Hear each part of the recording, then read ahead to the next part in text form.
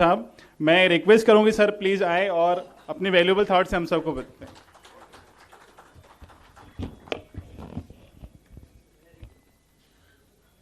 असरा foundation के सभी सम्मानीय ट्रस्टी, काजी साहब, मेरे सहयोगी मोहन मते, सभी आदरणीय महानुभाव और उपस्थित भाई और बहनों, सबसे पहले मैं असरा फाउंडेशन को हृदय से बहुत बहुत धन्यवाद दूंगा कि उन्होंने हमारे समाज के जो ऐसे गरीब लोग हैं जो आर्थिक स्थिति अच्छी न होने के कारण ट्रीटमेंट नहीं कर सकते हैं, उनको एक आधार देने का काम किया है। इसलिए उनको हृदय से बहुत बहुत शुभकामनाएं और शुभेच्छाएं देता हूँ।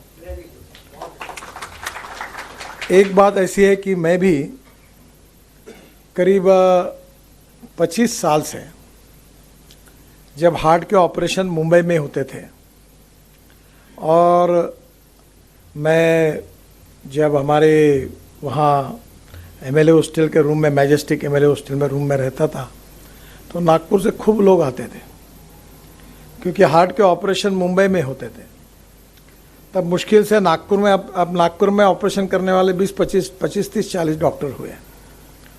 तो उस समय बहुत बड़ी तकलीफ रहती थी और उस समय से अभी तक मुझे ये सौभाग्य मिला कि हमने कम से कम, मैंने 20,000 से ज़्यादा हार्ट के ऑपरेशन निःशुल्क करने के मौका मुझे मिला।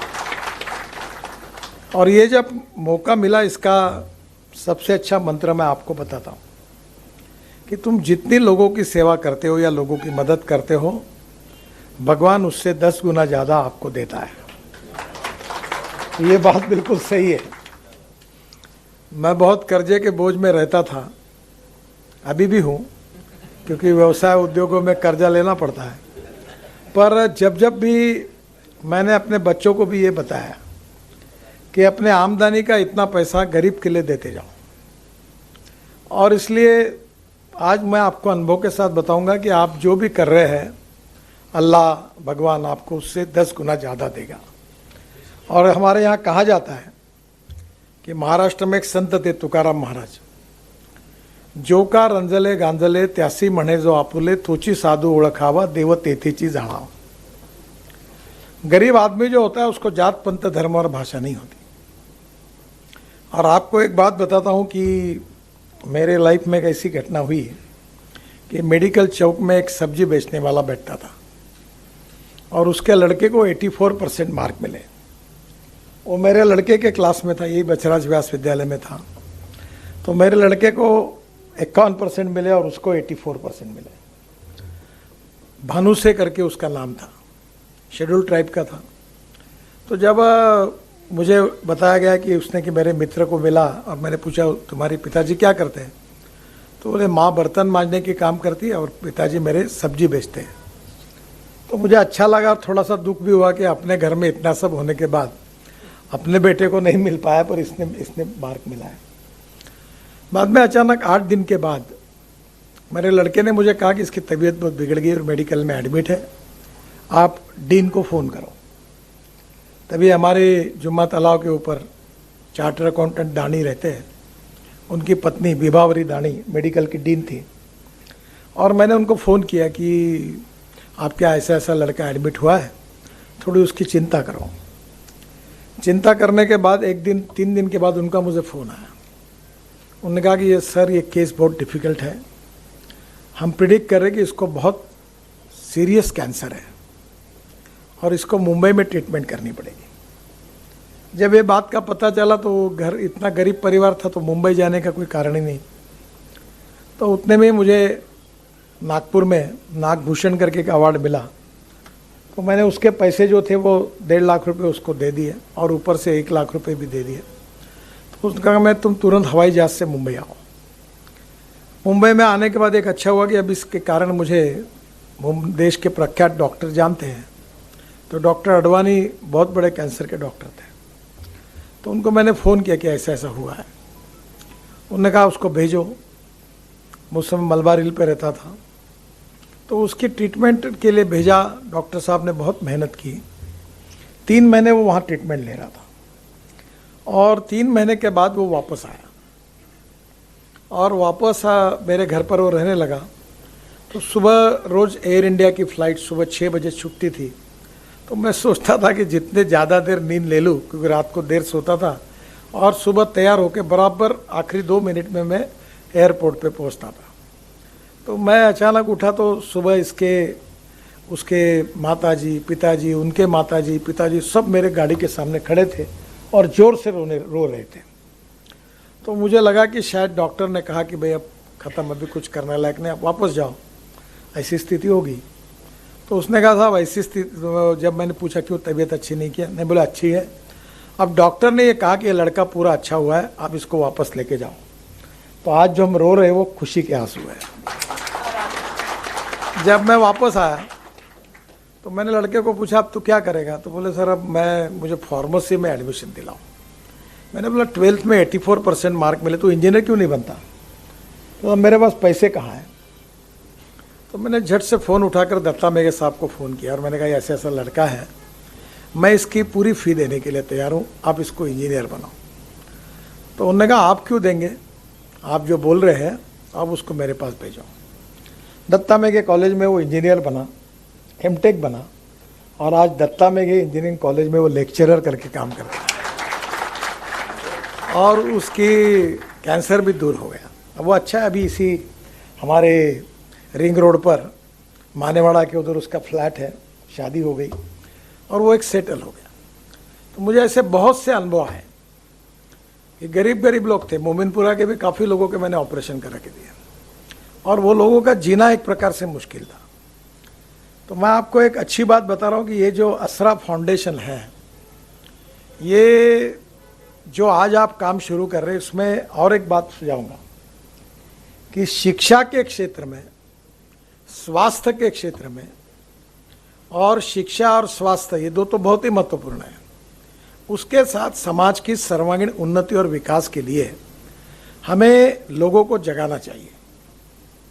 आज हमारी सबसे बड़ी समस्या कोई है कि सोशली, इकोनॉमिकली, एजुकेशनली बैकवर्डनेस और पिछड़ेपन के कारण हम समाज में सबसे ज़्यादा तकलीफ महसूस कर रहे हैं। और इसलिए मैं अक्सर लोगों को कहता हूँ कि शिक्षा के क्षेत्र में और स्वास्थ्य के क्षेत्र में काम करने वाले अच्छे लोगों की आवश्यकता है। पर आज सुबह मैं आपको, और स्पोर्ट्स और कल्चर, ये दो क्षेत्र भी बहुत महत्वपूर्ण है। आपको मालूम होगा अमिताभ बच्चन ने जिनके ऊपर काम किया था, वो डॉक्टर अपना बारसे, विजय बारसे फिल्म बनाई थी। तो आज सुबह मैं सेंट उर्सुला कॉन्वेंट में एक फुटबॉल के मैच के उद्घाटन के लिए गया था और वो फुटबॉल था जो स्लम्स में रहने वाले बच्चे थे। एक मोमिनपुरा की टीम थी और एक जाफर नगर की टीम थी, फाइनल मैच थी और वो सबको फुटबॉल सिखाते थे। मैं एक सपना देखता हूँ कि नागपुर में कम से कम 1 लाख बच्चे रोज मैदान पर खेलने चाहिए, और अगर बच्चे मैदान पर खेलेंगे तो अच्छे नागरिक बनेंगे, अच्छा नेतृत्व बनेगा। नहीं तो दिन भर बीड़ी सिगरेट फूकना, इधर जाके छपाटीगिरी करना, क्रिमिनल, बहुत गंदगी की बातें हैं। और बाबा ताजुद्दीन बाबा का उर्स हम लोग मना रहे हैं, मुझे बहुत खुशी है। इस बार कल डीसीपी हमारे बहुत अच्छे हैं, क्या नाम अपना उनका, नरूल हसन। तो मैंने उनको कहा था कि अफू गांजा चरस वालों को यहाँ से निकालो बाहर। कहा है कोई भी नेता कहे मेरा नाम बताओ, साले ठोको और निकालो बाहर, नो क्रिमिनल। और आज वो इतना क्लीन हुआ कि वहाँ वो बोल रहा था कम से कम हर उर्स में 1,500 मोबाइल फ़ोन चोरी जाते थे। ये पहला उर्स है कि 15 गए, 10 से 12। मैंने कहा कोई भी क्रिमिनल हो, ये सबको बिल्कुल अंदर करो, ये नहीं करना, ये बाबा की जगह है, ये पवित्र होनी चाहिए। और प्यारे खान जी बहुत अच्छा काम कर रहे हैं। और मैंने उनको कहा उनको एक बात बताई, ये शेगांव में गजानन महाराज का ट्रस्ट है, उसके जो ट्रस्टी है, चेयरमैन, इतना सुंदर ट्रस्ट नहीं है जो मैंने कभी देखा, बहुत अच्छा मैनेजमेंट है। वो ट्रस्ट की एक विशेषता है कि मैं जब जब दर्शन करता हूँ और बाहर आता हूँ, ट्रस्ट में बैठता हूँ, तब उसके जो अध्यक्ष थे अभी गुजर गए, उनका लड़का अध्यक्ष है, तो हमारे लिए चाय लाते थे। तो वो मंदिर में चाय भी पीते नहीं थे और पानी भी नहीं पीते थे, दिन भर बैठे रहते, पर मंदिर में चाय और पानी भी मंदिर का नहीं पीते थे। ये उनका डेडिकेशन था। तो मैंने ये प्यारे खान को कहा कि तुम्हारे तरफ से खर्चा है, पर ये यहाँ खाने वाला लफड़ा बंद करो। इतने लोगों ने पैसे खा लिए बाबा के पास के, बहुत बुरी स्थिति है, बहुत दुख का विषय। पैसे कमाना गुनाह नहीं है, पर ये पैसे का, और अब मैंने ये कोशिश कर रहा हूँ मैं कि 400 बेडेड का इंटरनेशनल स्टैंडर्ड का ताजुद्दीन बाबा के नाम से बहुत बड़ा अस्पताल वहाँ खोलना चाहिए। और हमारे समाज के जो गरीब लोग हैं, जो आप काम कर रहे हैं, सब निशुल्क होना चाहिए। अभी मैं कोशिश कर रहा हूँ, अभी तक मालूम नहीं, क्योंकि मैं इसमें बहुत सा काम करने की कोशिश करते रहता हूँ। एक कोराडी में हम एक अस्पताल बना रहे हैं। हमारे यहाँ कोविड में ये प्रॉब्लम ध्यान में आया कि हार्ट, लंग्स ट्रांसप्लांट होती है, लीवर ट्रांसप्लांट होता है, आंखें सब ऑर्गन्स ट्रांसप्लांट होते हैं, पर नागपुर में कोई व्यवस्था नहीं है।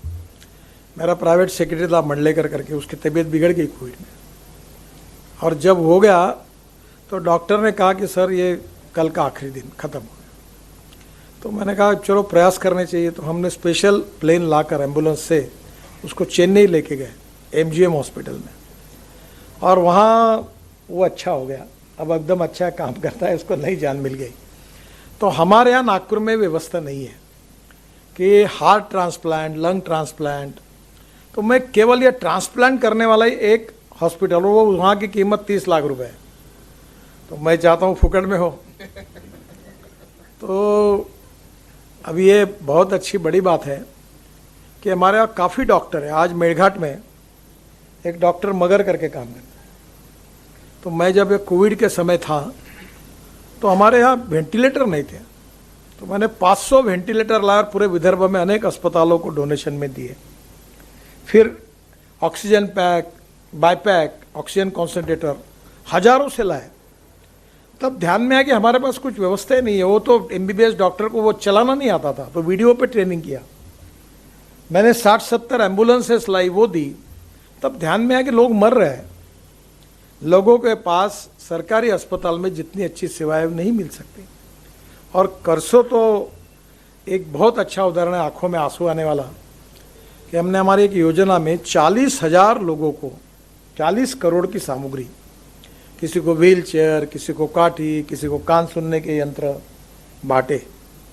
और जब मैं वो मैदान पे गया, रेशमबाग मैदान पूरा भरा था और कोई चल नहीं पा रहा था, लंगड़ रहा था, उसको पैर नहीं थे। मैं अभी बीच में एक बार जब मैंने अपने WCL से 80 लोगों को जो स्ट्रेचर पर आए, और स्ट्रेचर पर आने थे, और फिर उनको भेजा, और जर्मनी से ऑटोबॉक्स कंपनी के पैर लगा दिए, और वो मेरे घर पर आए। एक बुलेट चला रहा था, एक फुटबॉल खेल रहा था, और दौड़ रहे थे। तब मुझे उस दिन इतना आनंद हुआ कि मैंने बहुत हाईवे और टनल और ब्रिजेस बनाए जो वर्ल्ड प्राइड के हैं, पर मुझे उस दिन जितनी खुशी हुई उतनी किसी दिन नहीं हुई। और मुझे बहुत खुशी है कि आप फाउंडेशन की तरफ से ये काम कर रहे हैं। और एक बात, एक ही मेरी रिक्वेस्ट है कि जो सरकारी योजना में फुकट में काम होता है उसके लिए पैसा मत दीजिए, जो नहीं हो रहा है उसकी मदद करिए। और आप अस्पताल अच्छा कर रहे हैं पर छोटा कर रहे हो। देखो, तुम चाहो तो मैं तुम्हारे साथ हूँ। देखिए, अच्छे सपने देखने वाले बहुत लोग होते हैं, पर देखे हुए सपने को पूरे करने वाले बहुत कम होते हैं। और मेरा अभी तक अनुभव में जितने सपने देखता हूँ पूरे होते हैं। तो मैं आपको बता रहा हूँ, बड़ा हॉस्पिटल बनाइए, बड़ी जगह लीजिए, और सरकार की योजना के लिए अप्रूव करिए। और निश्चित रूप से हमारे समाज में, और दूसरा, केवल एलोपैथिक पर मत जाइए। आयुर्वेद है, यूनानी है, योग। मैं रोज प्राणायाम करता हूँ। 10 दिन में मैं अमिताभ बच्चन जी के यहाँ था, 1.5-2 घंटे बैठा था। तो मुझे पूछा उन्होंने कि तुम तो 10 साल यंग लग रहे हो। बीच में मेरी तबीयत ठीक नहीं थी, मेरा वजन 135 किलो था, अब 90 किलो पे आया। तो आप क्या करते हो? तो मतलब मैं रोज़ प्राणायाम करता हूँ।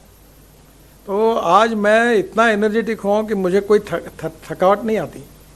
तो यूनानी, आयुर्वेदिक, होम्योपैथी, सब प्रकार के डॉक्टर है। और देखो, जिससे हमारा नेम लगेगा वो अच्छा। एलोपैथी तो एलोपैथी, आयुर्वेदिक तो आयुर्वेदिक, यूनानी तो यूनानी। आखिर पेशेंट को आराम पड़ना चाहिए, हमारा उद्देश्य है। तो एक बार मुझे लगता है अल्टरनेटिव सब बातों का भी अध्ययन करिए। दूसरी बात, मैं आपको और एक बात कहूँगा कि ये करते समय क्या हम लोग तकलीफ ही ना हो इसके लिए कुछ कर सकते हैं क्या? आपको अच्छा हो गया, आपने काम शुरू किया।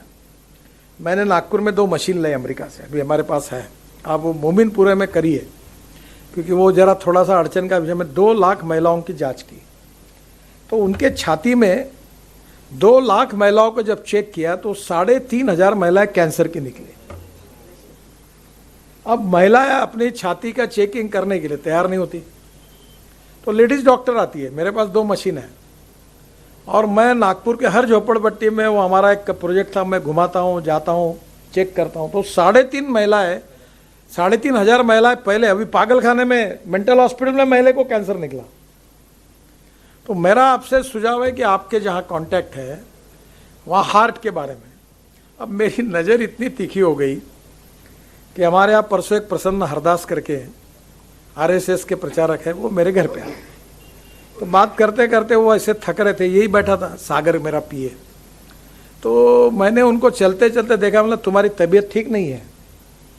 नहीं, मेरी तबीयत बिल्कुल ठीक है, मुझे कुछ नहीं हुआ, मैं बहुत परफेक्ट हूँ। अपना भाषण उन्होंने दिया मेरे को। मैंने बोला आप कुछ भी बोलो, मैं बता रहा हूँ मेरी नज़र से मैं हार्ट का पेशेंट पहचानता हूँ, यही धंधा कर रहा हूँ 25 साल से। तुम अभी का अभी डॉक्टर माली करके, इसको बोला मैंने, सागर गाड़ी में ले और इसको ले जाओ, इसका चेकिंग करो।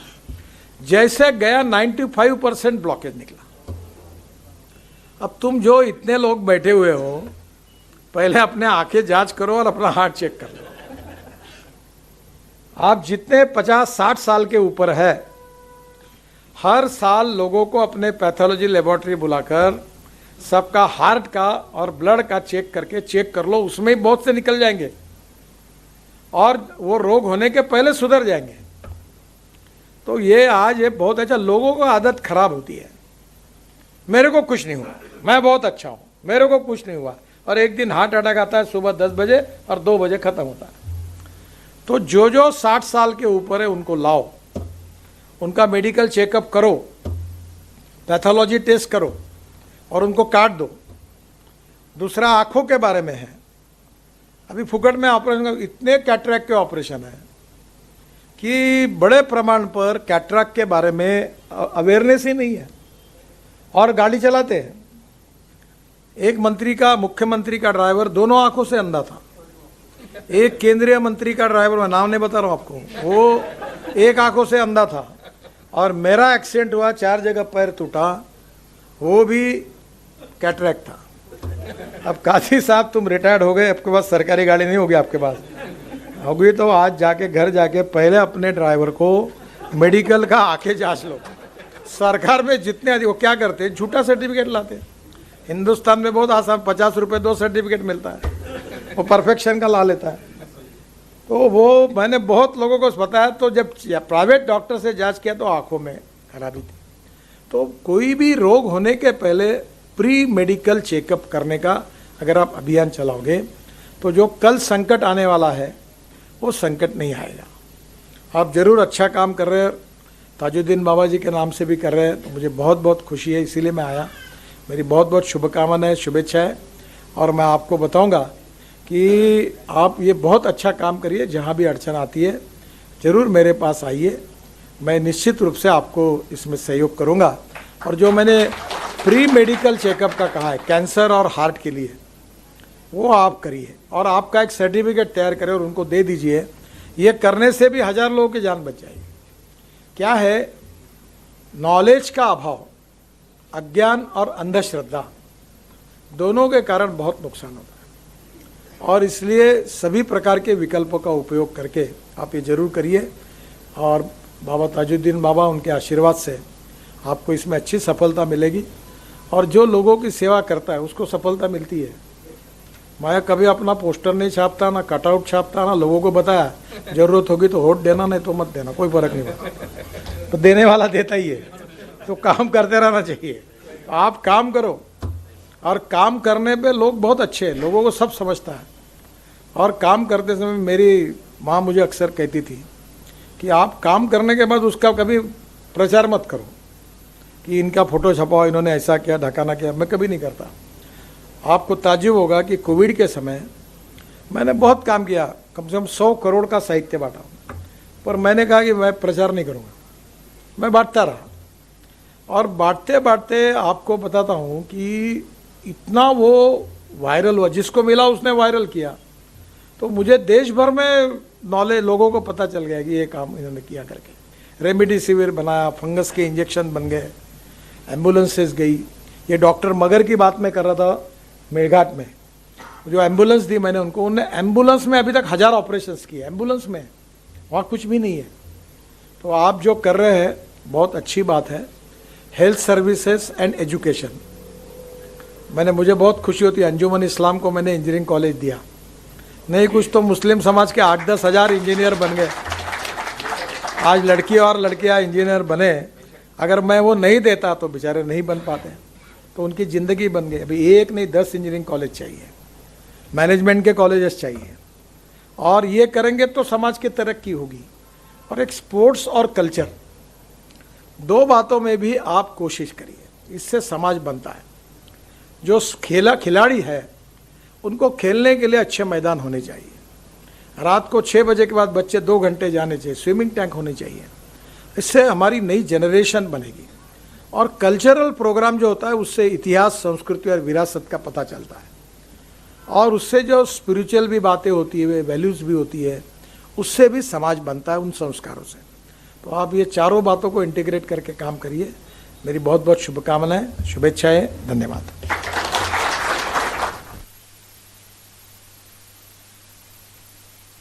Definitely